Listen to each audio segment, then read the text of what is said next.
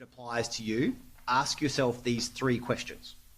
In my work, do I come into contact with vulnerable people? Is my workplace at a higher risk of infection? Do I work on infrastructure or logistics that are critical to the territory? If your answer is maybe, or I don't know, you need to get the jab.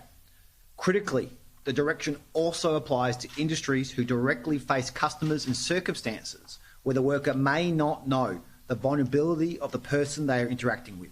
So it is simple. If your job includes interacting with members of the public, then you need to get the jab. If you work in hospitality, you need to get the jab. If you work in retail or in a supermarket, you need to get the jab. If you are behind the counter at the bank, if you're a receptionist or positions like that, you need to get the jab. If you are a barber, a hairdresser, a beauty therapist, you need to get the jab.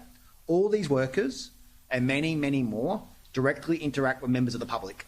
That means you are frontline workers in our economy. That means you must be vaccinated. Of course, there can be exemptions, but these are extremely narrow and must be backed up with medical evidence. Simply not wanting the vaccine is not a reason. Today, we are also announcing the date from which this mandate comes into effect.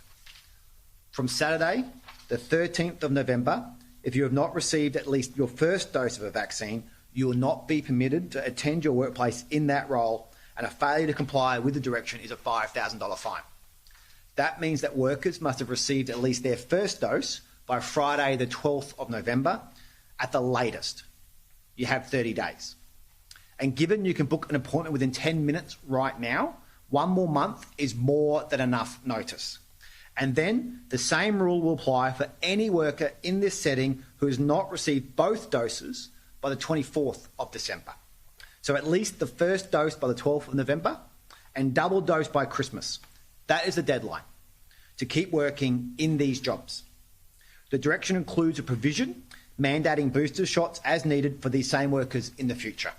It also allows employers to request proof of vaccination and requires them to keep a register of their staff's vaccination status. This direction does not list every employer whose workplaces will be subject to mandatory vaccines. You know your workplace better than us. You will know if it applies to you. Instead, we are setting out the clear principles that you need to consider. Now that the health advice has been released through a formal legal direction, our ministers, departments, health teams and small business champions will be working with employers and unions on the implementation of the next 4 weeks and beyond to make sure all your questions are answered and to give you every support we can. We want this to be as easy as possible for you, as easy as getting vaccinated. Now, to the Territory's vaccine rollout. This week, the Territory has reached 80% first dose coverage for people aged 16 years and over. Our 12 to 15-year-olds are doing a great job, and more than a third have received their first dose so far, and it's growing every day. Our ambitious target was to hit 80% double dose by early November for Territorians aged 16 and over. And it looks like we will just about get there. If not by early November, then by mid or late November. Throughout the Territory, the vaccine rollout has seen large patches of success and some isolated patches of concern.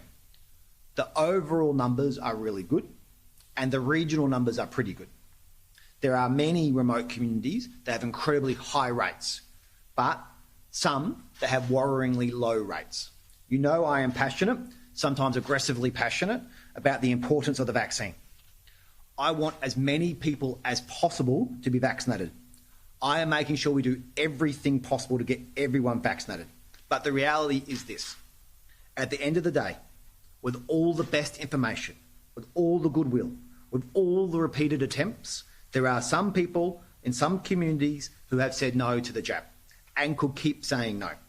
We can't hold people down and stick the needle in their arm. It is their choice, and some are choosing against it. I will give you an example. Yuendamu. And I want to be clear that I'm not singling this community out. I'm using it to illustrate the issue. The health teams have visited Yuendamu 6 times to get jabs in arms. 6 separate visits, and there is another visit happening this week. There have been meetings with leaders and elders. Communication. So we'll leave the Northern Territory Chief Minister with a very clear message there that a majority of jobs, well, if you want to go to work with this reopening plan in the NT, you need to be vaccinated.